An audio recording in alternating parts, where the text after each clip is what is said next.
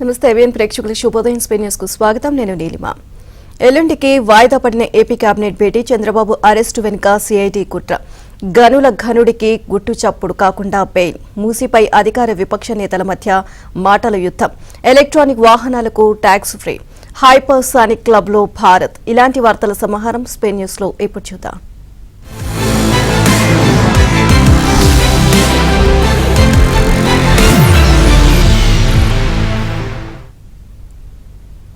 AP మంత్రివర్గ సమావేశం వాయిదా పడింది. ఇవాళ సచివాలయంలో నిర్వహించాల్సిన భేటీని 20వ తేదీకి వాయిదా వేశారు. ముఖ్యమంత్రి చంద్రబాబు సోదరుడు నారా రామ్మూర్తి నాయుడు హైదరాబాద్ లో అనారోగ్యంతో మరణించడంతో సీఎం ఢిల్లీ, మహారాష్ట్రలో జరగాల్సిన అన్ని కార్యక్రమాలను వాయిదా వేసుకుని హైదరాబాద్ చేరుకున్నారు.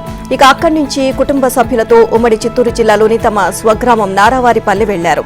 రామ్మూర్తి నాయుడు పార్థివ దేహానికి నిన్న అంత్యక్రియలు నిర్వహించారు. చంద్రబాబు ఇవాళ సాయంత్రం వరకు అక్కడే ఉంటారు.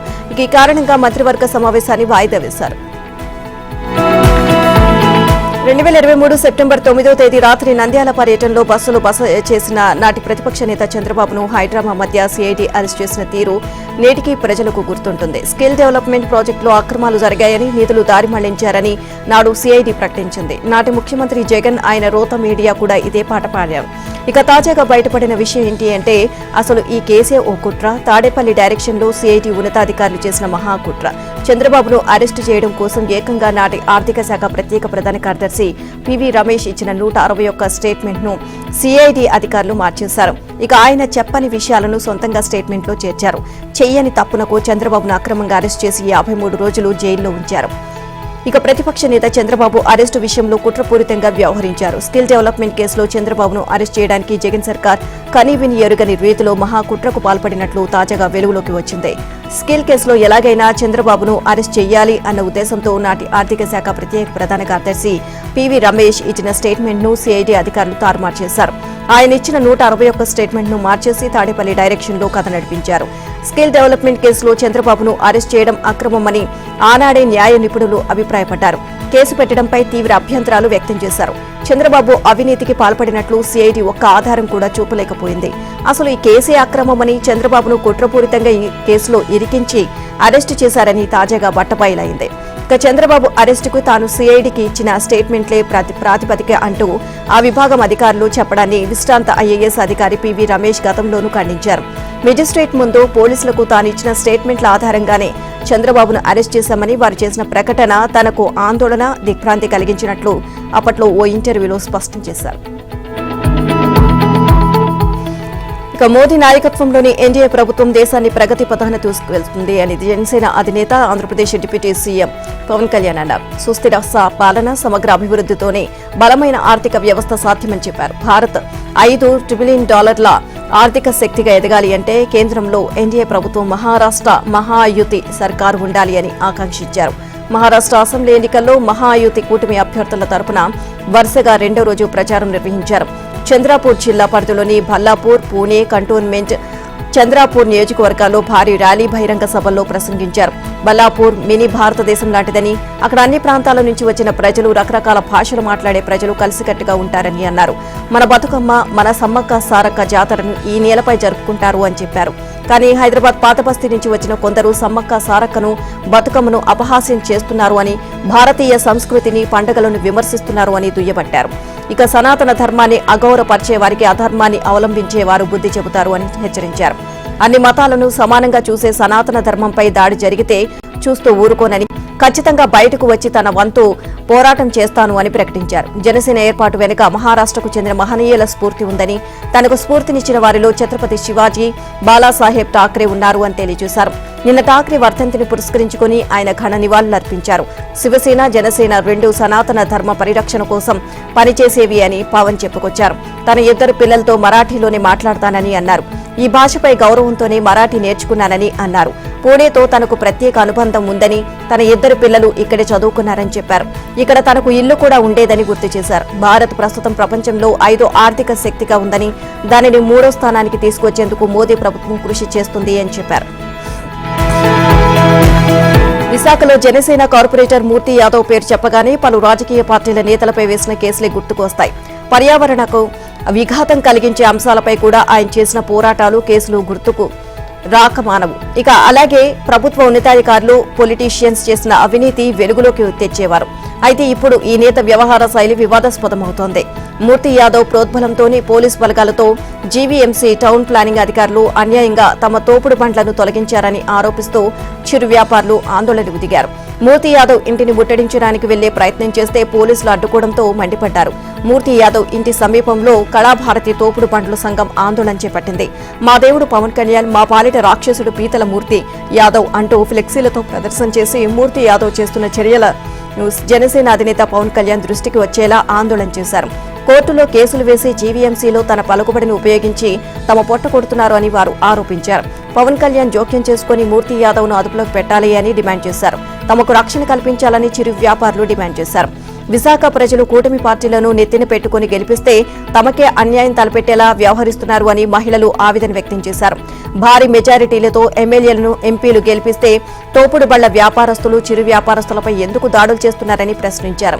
ఈ వ్యాపారులకు వృత్తి రక్షణ చట్టం ఉందని, సుప్రీంకోర్టు తీర్పు కూడా ఉందని, అయినా వారి షాపులను తొలగిస్తున్నారని మండిపడ్డారు. ఉపాధి కల్పించలేకపోతున్నారు, ఉన్న ఉపాధి కూడా తీసేస్తారా అని ప్రశ్నించారు. ఇక ఈ వ్యాపారుల కోసం ఎక్కడైనా హాకర్స్ జోన్ ఏర్పాటు చేశారు. ఇక వ్యాపారుల రక్షణ కోసం ఏమైనా చర్యలు తీసుకున్నారా అని ప్రశ్నించారు. ఇటువంటి చర్యలకు దిగితే ఈ వ్యాపారస్తుల అందరం జీవీఎంసీ ప్రధాన కార్యాలయానికి వచ్చి దిగ్బంధం చేస్తాము అని హెచ్చరించారు. వైసీపీ పాలనలో మైనింగ్ శాఖను మడత పెట్టేశారు అనే ఆరోపణలు ఎదుర్కొంటున్న గనుల శాఖ మాజీ డైరెక్టర్ బీజీ వెంకటరెడ్డికి బెయిల్ లభించింది. శనివారం రాత్రి బాగా పొద్దుపోయాక ఆయన జైలు నుంచి విడుదలయ్యారు. గత ప్రభుత్వంలో ఇసుక, మైనింగ్ వ్యవహారాల్లో ఆయనపై తీవ్ర ఆరోపణలు వచ్చాయి. రాష్ట్ర వ్యాప్తంగా సంచలనంగా మారిన వెంకటరెడ్డి వ్యవహారంలో బెయిల్, జైలు నుంచి విడుదల చడీచప్పుడు లేకుండా జరిగిపోయాయి. ఇక జగన్ పాలనలో వెంకటరెడ్డి ప్రభుత్వ ఖజానాకు గండికొట్టి సహజ వనరులను వైసీపీ నేతలకు దోచిపెట్టారు అన్న అభియోగాలు ఉన్నాయి. సెప్టెంబర్ 11న ఏసీబీ సెంట్రల్ ఇన్వెస్టిగేషన్ యూనిట్ ఆయనపై కేసు నమోదు చేసింది. ఇక అదే నెల 26వ తేదీ రాత్రి హైదరాబాద్ లో అధికారులు ఆయన్ను అరెస్ట్ చేశారు. విజయవాడలోని ఏసీబీ న్యాయస్థానం ఆయనకు రిమాండ్ విధించింది. 50 రోజుల పాటు ఆయన రిమాండ్ ఖైదీగా ఉన్నారు. వెంకటరెడ్డి అరెస్ట్ అయిన తర్వాత రిమాండ్కు వెళ్లగానే ఆరోగ్యపరమైన కారణాలు చూపించి బెయిల్ పిటిషన్ దాఖలు చేశారు. ఇక జగన్ సీఎంగా ఉన్నప్పుడు గనుల శాఖలో వెంకటరెడ్డి చేసిన అక్రమాలను కూటమి ప్రభుత్వం తీవ్రంగా పరిగణించింది. ఆ తీవ్రత ఏసీబీ అధికారుల్లో కనిపించడం లేదు అన్న వాదనలు వినిపిస్తున్నాయి. వెంకటరెడ్డికి బెయిల్ మంజూరు చేయాలని పిటిషన్ దాఖలైనప్పటి నుంచి బలంగా కౌంటర్లు దాఖలు చేయలేకపోయారు అనే వాదనలు వినిపిస్తోంది. పైగా కోర్టుకు ఆధారాలను సమర్పించడానికి కొన్నిసార్లు గడువు అడిగినప్పటికీ వాటిని సకాలంలో సమర్పించలేకపోయారు. ఇక మరోవైపు బెయిల్ పిటిషన్పై ఏసీబీ ఎలాంటి అభ్యంతరాలు కూడా చెప్పకపోవడం వల్లే న్యాయస్థానం వెంకటరెడ్డికి బెయిల్ మంజూరు చేసింది అని న్యాయ నిపుణులు అభిప్రాయపడుతున్నారు. జగన్ సీఎంగా ఉన్నప్పుడు చంద్రబాబుతో సహా పలువురు నాయకులు, అధికారులపై ఏసీబీ కేసులు నమోదు చేసింది. వాటి విచారణ విజయవాడలోని ఏసీబీ కోర్టులో జరిగింది. ఇక అప్పుడు పనిచేసిన అధికారులు, సిబ్బంది ప్రతి చిన్న విషయానికి చాలా హడావిడి చేసేవారు. కోర్టులో ఏ పిటిషన్లు, మెమోలు దాఖలు చేయబోతున్నారో ముందుగానే లీకులు ఇచ్చేవారు. స్కిల్ డెవలప్మెంట్ కేసులో సరైన ఆధారాలు లేకపోయినా చంద్రబాబుకు బెయిల్ లభించడానికి 2 నెలలు పట్టింది. కానీ వెంకటరెడ్డి విషయంలో తీవ్ర అభియోగాలతో పాటు ఆధారాలు ఉన్నా ఏసీబీ సమర్థంగా వ్యవహరించకపోవడంపై సర్వత్రా విమర్శలు వస్తున్నాయి. గత ప్రభుత్వం చేసిన పాపాలకు నేడు ప్రజలు శిక్ష అనుభవించాల్సి వస్తోంది. అడ్డగోలు నిర్ణయాలు, అనాలోచిత ఒప్పందాల వల్ల ప్రజలపై విద్యుత్ భారాలు మోపాల్సిన పరిస్థితి. ఇప్పటికే ప్రభుత్వ పరంగా చేసుకున్న ఒప్పందాల కారణంగా వీటిని కూటమి ప్రభుత్వం బయటపడే పరిస్థితి కనిపించడం లేదు. ఆ ఒప్పందాలను ఉల్లంఘించలేక, అటు ప్రజలకు సమాధానం చెప్పలేక కూటమి ప్రభుత్వం ఇప్పుడు నిందలు మోస్తోంది. అయితే కేంద్రంతో ఒప్పించి ప్రజలపై భారాలు లేకుండా చూడాలని వామపక్ష పార్టీల నేతలు డిమాండ్ చేస్తూ ఆందోళన బాట పట్టారు. ఇక వైసీపీ ప్రభుత్వంలో విద్యుత్ కొనుగోలు విషయంలో నియమ నిబంధనలు పాటించలేదు. సొంతంగా విద్యుత్ తయారీ కేంద్రంగా చేయడంతో పాటు కమిషన్లకు కక్కుర్తిపడి ప్రైవేటు సంస్థల వద్ద అదనంగా విద్యుత్ కొనుగోలుకు శ్రీకారం చుట్టారు. ఇక అదానీ వంటి కంపెనీలతో అడ్డగోలుగా ఒప్పందాలు చేసుకున్నారు. వారిచ్చే ఆదేశాలను పాటించేలా జగన్ ప్రభుత్వం ఆమోదం తెలుపుతూ అధికారికంగా ఒప్పందాలు కూడా చేసుకుంది. ఇక అందులో భాగంగానే 7 సార్లు జగన్ విద్యుత్ ఛార్జీలను పెంచడంతో పాటు సర్ఛార్జీ, ఇంధన సర్దుబాటు ఛార్జీ పేరుతో అదనంగా రెట్టింపు బిల్లులు వసూలు చేశారు. దీంతో జగన్ ప్రభుత్వంపై ప్రజలు పెద్ద ఎత్తున మండిపడిన పరిస్థితి. ఇక చంద్రబాబు తాము అధికారంలోకి వస్తే ఈ విద్యుత్ భారాలు లేకుండా చేస్తామని హామీ కూడా ఇచ్చారు. గత 5 ఏళ్లలో వైసీపీ 32,000 కోట్ల విద్యుత్ భారం మోపినట్లు తెలుసుకున్న చంద్రబాబు ఇక నుంచి భారం పడకుండా చూడాలి అని సూచించారు.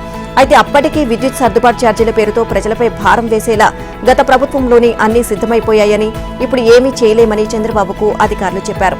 2022, 23, 24 సంవత్సరాల్లో వాడుకున్న కరెంటుకు ఇప్పుడు ట్రూ ఆఫ్ ఛార్జీల పేరుతో ఈ భారం వేస్తున్నట్లు చెప్పారు. దీంతో ఇటీవల వామపక్ష పార్టీల నేతలు ఈ స్మార్ట్ మీటర్ల ఏర్పాటును వ్యతిరేకిస్తూ ఆందోళనకు దిగారు.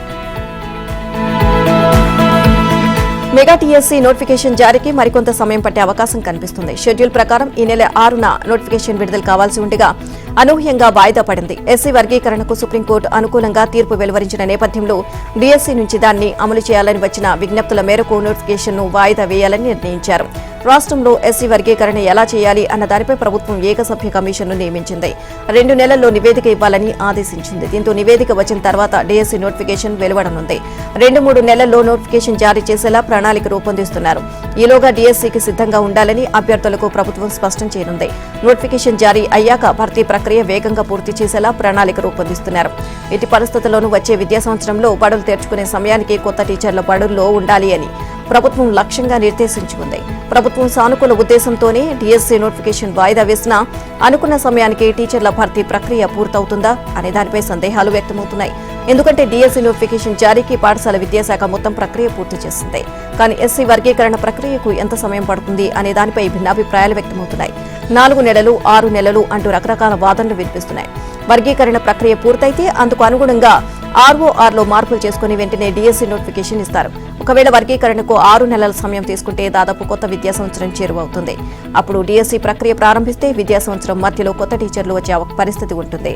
కానీ ఈలోగానే ప్రక్రియ పూర్తవుతుంది అని, ఎలాగైనా విద్యా సంవత్సరం ప్రారంభం నాటికే భర్తీ పూర్తవుతుంది అని పాఠశాల విద్యాశాఖ చెబుతోంది. రాష్ట్రంలో పాఠశాలల పనివేళలు పెంచేందుకు పాఠశాల విద్యాశాఖ చర్యలు ప్రారంభించింది. ఇందులో భాగంగా కొత్త టైం టేబుల్ను నెల్లూరు జిల్లాలో పైలట్ ప్రాజెక్టుగా అమలు చేయాలి అని నిర్ణయించింది. ఆ జిల్లా డీఈఓ దీనిపై ఉత్తర్వులు జారీ చేశారు. ప్రతి మండలంలో ఒక ఉన్నత పాఠశాల లేదా హైస్కూల్ ప్లస్ ఎంపిక చేసి ఈ నెల 25 నుంచి 30 వరకు కొత్త టైం టేబుల్ అమలు చేయాలని పేర్కొన్నారు. దానిపై వచ్చే అభిప్రాయాలతో నివేదికలు సమర్పించాలి అన్నారు. ఇక ఆ నివేదికల ఆధారంగా రాష్ట్ర వ్యాప్తంగా అమలుపై నిర్ణయం తీసుకుంటారు. ప్రస్తుతం పాఠశాలల పనివేళలు ఉదయం 9 నుంచి సాయంత్రం 4 గంటలకు, కొత్త టైం టేబుల్ ప్రకారం ఉదయం 9 నుంచి సాయంత్రం 5 వరకు పనిచేస్తాయి. ఉదయం, మధ్యాహ్నం వచ్చే బ్రేక్ల సమయంలో ఇక 5 నిమిషాల చొప్పున భోజనం విరామం 15 నిమిషాలు పెంచారు. ఇక ఉదయం మొదటి పీరియడ్ 5 నిమిషాలు పెంచి 50 నిమిషాలు చేశారు. ఇక ఆ తర్వాత 3 పీరియడ్లు ప్రస్తుతం 40 నిమిషాల చొప్పున ఉండగా వాటిని 45 నిమిషాలకు పెంచారు. మధ్యాహ్నం మొదటి పీరియడ్ను మార్చకుండా అనంతరం 3 పీరియడ్లు 45 నిమిషాలకు పెంచారు. ఈ మార్పుల కారణంగా రోజులో బడి సమయం గంట పెరగనుంది. అయితే కొత్త పనివేళలపై ఉపాధ్యాయ సంఘాలు అభ్యంతరాలు వ్యక్తం చేస్తున్నాయి. ఏపీ ఉపాధ్యాయ సంఘం అధ్యక్షుడు ఎస్ బాలాజీ, ఎఫ్టీఎఫ్ అమరావతి అధ్యక్షుడు సివి ప్రసాద్ ప్రస్తుత పనివేళల్నే కొనసాగించాలని డిమాండ్ చేశారు. తిరుమల తిరుపతి దేవస్థానం నూతన ధర్మకర్తల మండలి తొలి సమావేశం నేడు తిరుమలలో జరగనుంది. కూటమి ప్రభుత్వం ఏర్పాటయ్యాక టిటిడి బోర్డుకు బీఆర్ నాయుడు చైర్మన్ గా మరి 24 మందిని సభ్యులుగా ప్రభుత్వం నియమించిన విషయం తెలిసిందే. ఈ క్రమంలోనే తిరుమలలోని అన్నమయ్య భవనంలో ఉదయం 10 గంటలకు ఈ సమావేశాన్ని ప్రారంభించనున్నారు. పలు రకాల ముడి సరుకుల కొనుగోలుతో పాటు కొన్ని ఇంజనీరింగ్ పనులకు ఆమోదం తెలుపనున్నారు. ఇక లడ్డూలు, అన్నప్రసాదాలు నాణ్యత పెంచేందుకు నూతన టెండర్లను ఆహ్వానించనున్నారు. అలాగే కల్తీ నెయ్యి వ్యవహారం పెద్ద స్థాయిలో దుమారం రేపిన విషయం తెలిసిందే. ఇకపై అత్యంత నాణ్యమైన నెయ్యి కొనుగోలు, వాటి పరిరక్షణ నిమిత్తం ల్యాబ్ ఏర్పాటు వంటి అంశాలపైన చర్చించనున్నారు. ఇక తిరుమలలో రాజకీయ ప్రసంగాలకు బ్రేక్ వేసేలా నిర్ణయాలు తీసుకోనున్నారు. గత ప్రభుత్వంలో బోర్డు తీసుకున్న కొన్ని వివాదాస్పద నిర్ణయాలు అన్నిటిపైన చర్చించనున్నారు. గతంలో భారీగా ఇంజనీరింగ్ పనులకు నిధులు కేటాయించిన అంశంపై చర్చించనున్నట్లు తెలిసిందే. ఇక గత ప్రభుత్వంలో సామాన్య భక్తులకు దూరమైన వైకుంఠం క్యూ కాంప్లెక్స్ 1ను పూర్తి స్థాయిలో తిరిగి అందుబాటులోకి తీసుకొచ్చే అంశంపై చర్చ జరగనుంది. తిరుమలలో అన్యమత ప్రచారానికి పూర్తి స్థాయిలో అడ్డుకట్ట వేయడంతో పాటు అన్యమత ఉద్యోగుల విషయంలో ఎలాంటి నిర్ణయాలు తీసుకోవాలి అనే అంశంపై కూడా చర్చించనున్నట్లు తెలిసింది. ఇలా గత 5 ఏళ్లలో భక్తులకు కలిగిన ఇబ్బందులన్నీ తొలగించేందుకు ఒక్కొక్కటిగా పరిశీలించనున్నారు. మొత్తం మీదుగా తొలి సమావేశానికి దాదాపు 80 అంశాలతో ఎజెండాను రూపొందించినట్లు.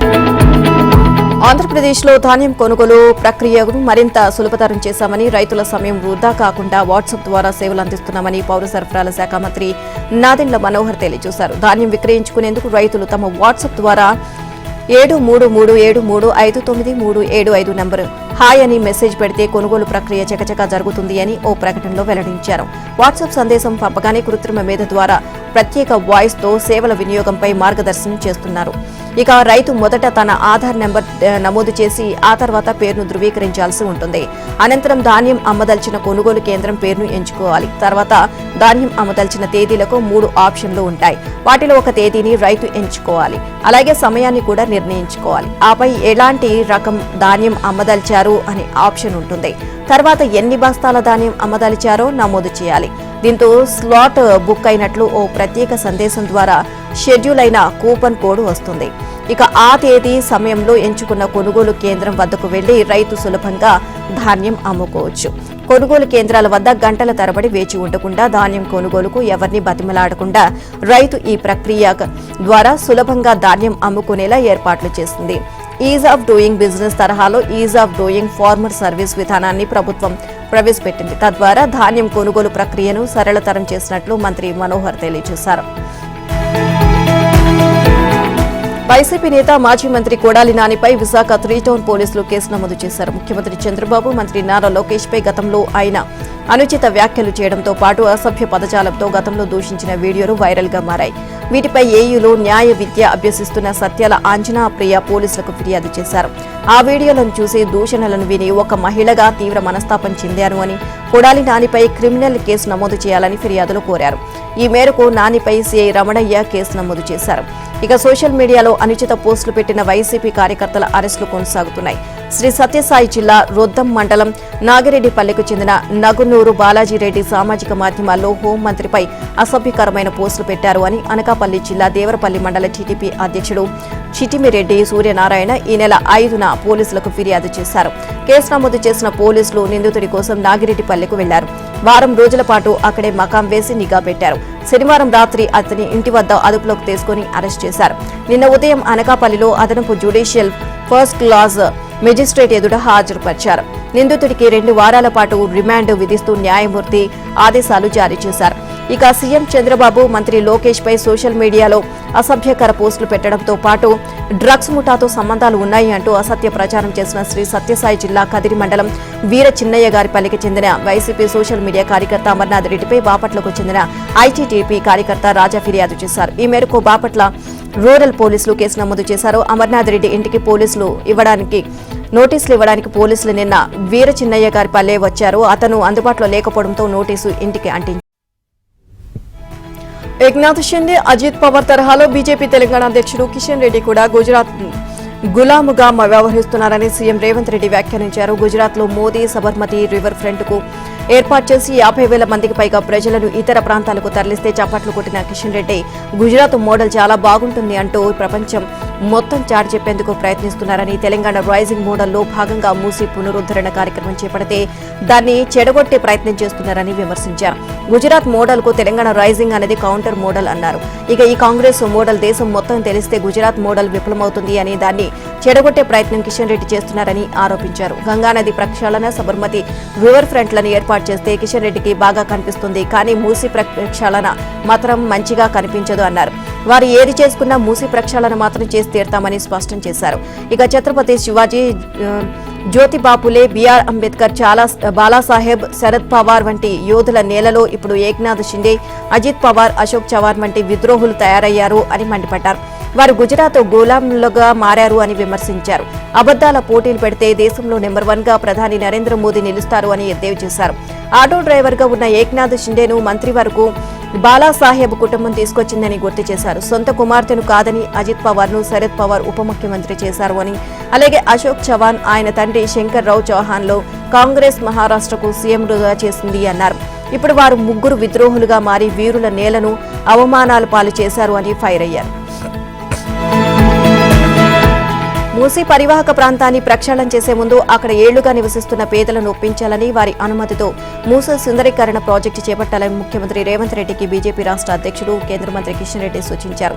పేద ప్రజలకు ఇబ్బంది లేకుండా మూసీ ప్రాజెక్టు చేపడితే బీజేపీ శ్రేణులము అందరము శ్రమదానం చేస్తామని అన్నారు.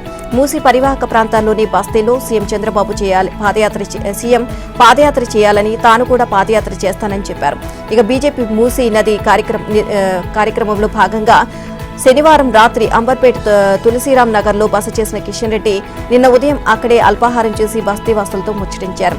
ఇక ఎన్ని బుల్డోజర్లు వచ్చినా పేద ప్రజల ఇళ్లకు తాము అండగా ఉంటామని భరోసా ఇచ్చారు. ఇక పేద ప్రజలపైన రాష్ట్ర ప్రభుత్వం యుద్ధం ప్రకటించి ఇళ్లను కూల్చుతోంది అన్నారు. ఇండ్లు కూల్చుతామని సీఎం రేవంత్ ప్రకటించిన తర్వాత భయం, ఆవేదన కారణంగా 9 మంది గుండెపోటుతో మరణించారని అన్నారు. ఇళ్లను కూల్చడమే ఇందిరమ్మ రాజ్యమా అని నిలదీశారు. మూసీ సుందరీకరణ ప్రాజెక్టు పూర్తి కావాలి అంటే 1.50 లక్షల కోట్ల నిధులు కావాలని, వాటిని ప్రభుత్వం ఎక్కడి నుంచి తెస్తోంది అని ప్రశ్నించారు. మూసీలో పెద్ద ఎత్తున పరిశ్రమల కాలుష్యం, అనేక కాలనీల డ్రైనేజీ నీళ్లు కలుస్తాయి అని, ముందు దానిని నివారించాలని ప్రత్యామ్నాయ ఏర్పాట్లు చేయాలి అన్నారు. మూసీ ప్రక్షాళన పేరుతో పేదల ఇళ్లను కూల్చడం సరికాదు అన్నారు. మూసీ నిద్ర చేశామని, ఇక ఇక్కడ ఎటువంటి దుర్గంధం రావడం లేదు అని కిషన్ రెడ్డి తెలియజేశారు. ఏ ఒక్కరు కూడా ఇక్కడున్న ఇళ్లు ఖాళీ చేస్తామని చెప్పలేదని, మరోచోట తమకు ఇల్లు ఇవ్వాలి అని అడగలేదని పేర్కొన్నారు. ఏళ్ల తరబడి కూలీ చేసుకుంటూ కష్టపడి కట్టుకున్న ఇండ్లను కూలగొడితే ఎక్కడికి పోవాలి అంటూ స్థానికులు ఆవేదన వ్యక్తం చేస్తున్నారని చెప్పారు. ముఖ్యమంత్రి రేవంత్ రెడ్డికి కమలదళం రక్షణ కవచంలా వ్యవహరిస్తోంది అని బీఆర్ఎస్ వర్కింగ్ ప్రెసిడెంట్ కేటీఆర్ ఆరోపించారు. లగచర్ల ఘటనను పక్కదారి పట్టించేందుకే కేంద్ర మంత్రి కిషన్ రెడ్డి మూసీ నిద్ర అంటున్నారని తెలియజేశారు. మూసీ బాధితుల ఆక్రందనలు కిషన్ రెడ్డికి ఇప్పటికే గుర్తొచ్చాయా అని ప్రశ్నించారు. రేవంత్ రెడ్డిని కాపాడేందుకు బీజేపీ చీకటి రాజకీయం చేస్తుందని విమర్శించారు. హైడ్రాను మొదట స్వాగతించింది బీజేపీ అని, మూసీ బాధితులకు భరోసా ఇచ్చింది బీఆర్ఎస్ అని పేర్కొన్నారు. బీజేపీకి అకస్మాత్తుగా మూసీ బాధితులు గుర్తుకు రావడం వెనుక మతలబు ఏమిటి అని నిలదీశారు. లగచర్ల రైతులకు బీజేపీ అన్యాయం చేస్తుందని, ప్రజలు సరైన వేళ బీజేపీ, కాంగ్రెస్ ఆట కట్టిస్తారని హెచ్చరించారు. ఇక రాష్ట్ర ప్రభుత్వ పాలనపై ఏఐసీసీ సంతృప్తిగా ఉంది అంటూ టీపీసీసీ చీఫ్ మహేష్ కుమార్ గౌడ్ చేసిన వ్యాఖ్యలపైన కేటీఆర్ స్పందించారు. అమాయకులైన రైతులకు జైలును పెట్టినందుకు, కొడంగల్లో బలవంతంగా భూములను గుంజుకున్నందుకు, మూసీ ప్రాజెక్టు అని వేల ఇళ్లు కూల్చివేతకు సిద్దమైనందుకు, హైడ్రా పేరిట ప్రజలకు భయపెట్టినందుకు సర్కార్పై ఏఐసీసీ సంతృప్తిగా ఉందా అని నిలదీశారు. కాగా దేశవ్యాప్తంగా భూసేకరణపై రాహుల్ గాంధీ చేస్తున్న రణగర్జన తెలంగాణలో భూసేకరణ ఎందుకు అడ్డుకోలేదు అని కేటీఆర్ మరో పోస్ట్ చేశారు. రామన్నపేటలో అదానీ పరిశ్రమకు రాష్ట్ర ప్రభుత్వం ద్వారాలు తెరవడం ఏంటి అని రాహుల్ను ప్రశ్నించారు. అదానీ, అంబానీలపై రాహుల్ పోరాటం ఓ బూటకమని ఆరోపించారు. కాళేశ్వరం వల్లే తెలంగాణలో వరి సాగు పెరిగింది అన్న బీఆర్ఎస్ పార్టీ తప్పుడు ప్రచారం పటాపంచలైందని సీఎం రేవంత్ రెడ్డి అన్నారు. ఇక ఆ ప్రాజెక్టుతో సంబంధమే లేకుండా ఈ ఏడాది రికార్డు స్థాయిలో ధాన్యం పండింది అని పేర్కొన్నారు. ఈ మేరకు నిన్న సోషల్ మీడియా మాధ్యమం ఎక్స్లో ట్వీట్ చేశారు. కాళేశ్వరంలో భాగమైన మేడిగడ్డ కుంగిపోయి నీటి నిల్వ చేసే పరిస్థితి లేకున్నా జాతీయ డ్యాం భద్రతా అథారిటీ సూచన మేరకు అన్నారం, సుందిళ్ల బరాజ్లలో నీటి నిల్వ చేయకపోయినా రాష్ట్ర ఆవిర్భావం తర్వాత తొలిసారిగా రికార్డు స్థాయిలో వరి ధాన్యం దిగుబడి వచ్చిందని రేవంత్ పేర్కొన్నారు. ఇది తెలంగాణ రైతుల ఘనత అని, వారి శ్రమ, స్వేదం ఫలితమని కొనియాడారు. తెలంగాణ అన్నదాతలు దేశానికి గర్వకారణమని, ఈ ఘనత సాధించిన ప్రతి రైతు సోదరుడికి హృదయపూర్వక అభినందనలు తెలియజేశారు. తెలంగాణ రైతులు 66.77 లక్షల ఎకరాల్లో వరి సాగు చేస్తే 1.53 లక్షల కోట్ల టన్నుల ధాన్యం దిగుబడి వచ్చింది అని, ఇది రైతాంగం సాధించిన ఘన విజయమని సాగునీటి శాఖ మంత్రి ఉత్తమ్ కుమార్ రెడ్డి అన్నారు. కాళేశ్వరం ప్రాజెక్టులో భాగమైన 3 బ్యారేజీలు పనిచేయకున్న వరి ధాన్యం దిగుబడిలో సాధించిన ఈ రికార్డు ముమ్మాటికి కాంగ్రెస్ ప్రభుత్వ పనితీరుకు అద్దం పడుతుంది అని పేర్కొన్నారు. నిన్న ప్రకటన విడుదల చేసిన ఉత్తమ్ రైతులకు సర్కార్ వెన్నుదన్నుగా నిలుస్తుంది అనడానికి పండిన పంట నిదర్శనమని అన్నారు. ఉమ్మడి ఏపీలో తెలంగాణ వచ్చాక ఈ స్థాయిలో దిగుబడి వచ్చిన సందర్భం లేదు అన్నారు. రాష్ట్ర చరిత్రలోనే కాక యావత్ దేశంలోనే ఇదో అరుదైన రికార్డు అని ఉత్తమ్ అభివర్ణించారు. అంకిత భావంతో సాగు చేసిన రైతాంగానికి చేయూత అందించిన వ్యవసాయ, నీటిపారుదల శాఖల సిబ్బందికి మంత్రి అభినందనలు తెలియజేశారు. వరంగల్ జిల్లాలోని మామునూరు విమానాశ్రయ నిర్మాణానికి అడుగులు వడివడిగా పడుతున్నాయి. దీనికి అదనంగా కావాల్సిన 280.30 ఎకరాల భూసేకరణ చేపట్టాలి అని వరంగల్ జిల్లా కలెక్టర్ను ఆదేశించిన ప్రభుత్వం అందుకోసం 205 కోట్లు మంజూరు చేస్తూ ఆదివారం ఉత్తర్వులు జారీ చేసింది. సేకరించిన భూమిలో 253 ఎకరాలను రన్వే, ఇతర అవసరాల కోసం అందించాలని ఉత్తర్వుల్లో పేర్కొంది. మిగతా భూమిని కూడా విమానాశ్రయ పరిధిలోని ఉంచి వివిధ అవసరాలకు వినియోగించుకున్నారు. ఇక 150 కిలోమీటర్ల నిబంధనపై శంషాబాద్ విమానాశ్రయ నిర్వహణ సంస్థ అయిన జీఎంఆర్ పక్కకు తప్పుకొని ప్రభుత్వానికి నిరంతరం పత్రం సమర్పించడంతో మామునూరు ఎయిర్పోర్ట్ నిర్మాణానికి ఉన్న ప్రధాన ఆటంకం తొలగిపోయింది. ఇప్పుడు భూసేకరణ సమస్యకు ప్రభుత్వం తెరదించింది. జీఎంఆర్ ఎన్ఓసీ ఇవ్వనున్న విషయాన్ని ఆంధ్రజ్యోతి ముందే చెప్పింది. దీనిపై అక్టోబర్ 24న మామునూరుకు మోక్షం శీర్షికన కథనం ప్రచురించింది. కాగా మామునూరులోని A320 లాంటి పెద్ద విమానాలు రాకపోకలు సాగించేలా విమానాశ్రయం నిర్మించాలని ప్రభుత్వం భావిస్తోంది. దీనికి డిజైన్లో వివిధ సాంకేతిక అంశాలు కొలికి వచ్చినట్లు తెలిసింది. A320 స్థాయి విమానం అంటే 180 మంది ప్రయాణించే అవకాశం ఉంటుంది. అదే సమయంలో వివిధ సంస్థలకు దేశ విదేశాల నుంచి సామగ్రి, ముడి పదార్థాలను తీసుకువచ్చే పెద్ద కార్గో విమానాలు కూడా దిగేందుకు వీలుగా రన్వే ఏర్పాటు చేయనున్నారు. 2800 మీటర్ల పొడవు, 75 మీటర్ల వెడల్పుతో రన్వే నిర్మించనున్నట్లు తెలిసిందే. మామునూరును భవిష్యత్తులో అంతర్జాతీయ విమానాశ్రయంగా అభివృద్ధి చేసే అవకాశాలు కనపడుతున్నాయి. ప్రస్తుతం దీనికి ఎయిర్పోర్ట్ అథారిటీ ఆఫ్ ఇండియా పరిధిలో 696 ఎకరాలు ఉండగా కొత్తగా సేకరించే భూములతో కలిపితే 949 ఎకరాలు అవుతుంది. లగచర్లలో అధికారులపై దాడి ఘటనలో అరెస్టైన బాధిత రైతుల కుటుంబాల సభ్యులు తమపై తెలంగాణ ప్రభుత్వం, పోలీసులు వ్యవహరిస్తున్న తీరుపై జాతీయ ఎస్సీ ఎస్టీ కమిషన్ కు ఫిర్యాదు చేసినందుకు నిన్న ఢిల్లీకి చేరుకున్నారు. ఇవాళ జాతీయ ఎస్సీ ఎస్టీ కమిషన్ చైర్మన్, జాతీయ మానవ హక్కుల కమిషన్ కు కలిసి రాష్ట్ర ప్రభుత్వం, పోలీసులపై వారు ఫిర్యాదు చేయనున్నట్లు తెలిసిందే. ఇక వారి వెంట సత్యవతి రాథోడ్, బీఆర్ఎస్ నేతలు తరలి వెళ్లారు. కాగా ఇవాళ జాతీయ ఎస్సీ ఎస్టీ కమిషన్ సభ్యుడు హుస్సేన్ లగచర్లకు రానున్నట్లు సమాచారం. అలాగే రాష్ట్ర బీజేపీ నేతలు కూడా లగచర్లకు రానున్నట్లు పార్టీ వర్గాలు తెలియజేశాయి. కాగా లగచర్ల కేసులో అరెస్టైన పట్నం నరేందర్ రెడ్డికి బెయిల్ ఇవ్వాలని కోరుతూ గురువారం బీఆర్ఎస్ లీగల్ సెల్ వికారాబాద్ కోర్టులో దాఖలు చేసిన పిటిషన్పై సోమవారం విచారణ జరగనుంది. అలాగే నరేందర్ రెడ్డి కస్టడీ కోరుతూ కొడంగల్ కోర్టులో పోలీసులు దాఖలు చేసిన పిటిషన్ పైన ఈ రోజే విచారణ జరగనుంది. ఇంధన ధరలకు తాళలేక ఎలక్ట్రిక్ వాహనాల వైపు చూస్తున్నారా? అదే సదావకాశం. ఎలక్ట్రిక్ కారో లేదా బైకో కొన్నవారికి బంపర్ ఆఫర్. ఈవీలపై రోడ్డు ట్యాక్స్, రిజిస్ట్రేషన్ ఫీజు మినహాయింపులను రాష్ట్ర ప్రభుత్వం ప్రకటించింది. వాహన కాలుష్యాన్ని నియంత్రించే ప్రధాన లక్ష్యంతో 2026 చివరి దాకా అన్ని రకాల ఎలక్ట్రిక్ మోటార్ వాహనాలకు రోడ్ ట్యాక్స్, రిజిస్ట్రేషన్ ఫీజును మినహాయించినట్లు రవాణా శాఖ మంత్రి పొన్నం ప్రభాకర్ తెలియజేశారు. ఇక ఢిల్లీలో వాహన కాలుష్యంతో ఏర్పడిన పరిణామాలను పరిగణనలోకి తీసుకుని రాష్ట్రంలోనూ వాహన కాలుష్యాన్ని తగ్గించే లక్ష్యంతో ఈవీల వినియోగాన్ని ప్రోత్సహించేందుకు గతంలో ఉన్న పరిమితులను రద్దు చేసి మరో 2 ఏళ్ల వరకు ట్యాక్స్లను రద్దు చేస్తున్నట్లు ప్రకటించారు. ఇక శబ్ద వాయు కాలుష్యాన్ని నిరోధించే ఎలక్ట్రిక్ ద్విచక్ర వాహనాలు, కార్లు, టాక్సీలు, క్యాబ్లు, ఆటో రిక్షాలు, తేలికపాటి రవాణా వాహనాలు, బస్సులకు రోడ్ ట్యాక్స్, రిజిస్ట్రేషన్ ఛార్జీలను రద్దు చేస్తున్నట్లు మంత్రి పేర్కొన్నారు. రాష్ట్రంలో కొన్ని ఎలక్ట్రిక్ ట్రాక్టర్లకు ఇది వర్తిస్తుంది అని వెల్లడించారు. ఇక ఈ మేరకు జీవో జారీ చేసినట్లు తెలియజేశారు. సీఎం రేవంత్, డిప్యూటీ సీఎం భట్టీల నేతృత్వంలో రాజధాని హైదరాబాద్ ను కాలుష్య రహిత నగరంగా తీర్చిదిద్దడానికి ఎలక్ట్రిక్ వాహనాలకు పరిమితి లేకుండా రాయితీలు అందించి వినియోగాన్ని ప్రోత్సహించేందుకు ఈవీ పాలసీ తీసుకువచ్చినట్లు తెలియజేశారు. ప్రస్తుతం రాష్ట్ర వ్యాప్తంగా 1.7 లక్షల ఈవీలు రిజిస్ట్రేషన్ అయినట్లు వెల్లడించారు. కాగా కాలుష్య నియంత్రణ మండలి అధ్యయనం ప్రకారం ప్రస్తుతం హైదరాబాద్ లో 83, పటాన్చెరులో 82, సంగారెడ్డిలో 79 పాయింట్లకు తీవ్రత నమోదైనట్లు వివరించారు. కాలుష్య సమస్యను పూర్తి స్థాయిలో నియంత్రించేందుకు విస్తృత స్థాయిలో అవగాహన కల్పించాల్సిన అవసరం ఉంది అన్నారు. గ్రేటర్లో 3000 ఈవీ సిటీ బస్సులు ప్రవేశపెట్టాలని సీఎం ఆదేశించినట్లు గుర్తు చేశారు. 15 ఏళ్లు దాటిన పాత వాహనాల కోసం స్క్రాప్ పాలసీ తీసుకువచ్చినట్లు తెలిపారు. త్వరలో 2 స్క్రాప్ కేంద్రాలు అందుబాటులోకి రానున్నట్లు వివరించారు. కేంద్ర రాష్ట్ర ప్రభుత్వాల నిర్లక్ష్యంతో మద్దతు ధర దక్కక పత్తి రైతులు తీవ్రంగా నష్టపోతున్నారని, పత్తి రైతులతో పాటు కౌలు రైతులు ఎదుర్కొంటున్న సమస్యలకు ఇరు ప్రభుత్వాలు తక్షణ పరిష్కారం చూపాలి అని మాజీ మంత్రి హరీష్ రావు డిమాండ్ చేశారు. కౌలు రైతులకు కాంగ్రెస్ రైతులు చేస్తున్న రైతు భరోసా సంగతి దేవుడెరుగు. వారు పండించిన పత్తిని మద్దతు ధరకు అమ్ముకోలేని దుస్థితి గుర్తించి వారికి మద్దతుగా నిలవాలి అని ఆయన పేర్కొన్నారు. ఇక కాంగ్రెస్ ప్రభుత్వ నిర్లక్ష్యం కారణంగా తెలంగాణ గురుకులాల్లో ఫుడ్ పాయిజన్లు, ఆత్మహత్యలు పెరిగి మరణ మృదంగం వినిపిస్తుంది అని హరీష్ రావు ఆరోపించారు. కాంగ్రెస్ 11 నెలల పాలనలో 42 మంది విద్యార్థులు ప్రాణాలు కోల్పోయిన దుస్థితి ఏర్పడింది అని, అయినా ప్రభుత్వం మొద్దు నిద్ర వేడకపోవడం సిగ్గుచేటు అన్నారు. ఈ చావులు ముమ్మాటికి ప్రభుత్వ హత్యలేనని, దీనికి సీఎం రేవంత్ రెడ్డి బాధ్యత వహించాలని డిమాండ్ చేశారు. చనిపోయిన విద్యార్థుల కుటుంబాలకు 10 లక్షల ఎక్స్గ్రేషియా ప్రకటించాలి అన్నారు.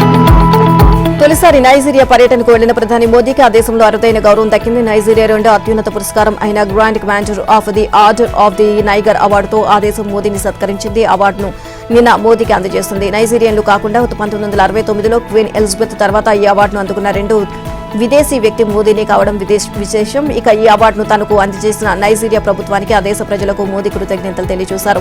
ఇక ఈ అవార్డును 140 కోట్ల భారతదేశ ప్రజలకు అంకితం చేస్తున్నట్లు ఆయన ప్రకటించారు. విదేశాల్లో మోదీ అందుకున్న అత్యున్నత అంతర్జాతీయ అవార్డులో ఇది 17వ పురస్కారం. ఆ దేశ అధ్యక్షుడు బోలా అహ్మద్ తినూబు ఆహ్వానం మేరకు నిన్న నైజీరియా చేరుకున్న మోదీకి అక్కడ ఘన స్వాగతం. భారత్లో తలదాచుకుంటున్న బంగ్లాదేశ్ మాజీ ప్రధాని షేక్ హసీనాను తిరిగి తీసుకువచ్చేందుకు మధ్యంతర ప్రభుత్వం ప్రయత్నాలు ప్రారంభించింది. ఆమెను తమకు అప్పగించాలి అని భారత్ను కోరతామని ప్రభుత్వ ప్రధాన సలహాదారు, ఇక నోబెల్ పురస్కార గ్రహీత మొహమ్మద్ యూనస్ చెప్పారు. ఆగస్టులో జరిగిన విద్యార్థుల ఉద్యమం సందర్భంగా దేశాన్ని విడిచిన హసీనా భారత్లో ఆశ్రయం పొందుతున్నారు. తాత్కాలిక ప్రభుత్వం ఏర్పాటై 100 రోజులు పూర్తయిన సందర్భంగా నిన్న యూనస్ టీవీలో జాతిని ఉద్దేశించి ప్రసంగించారు.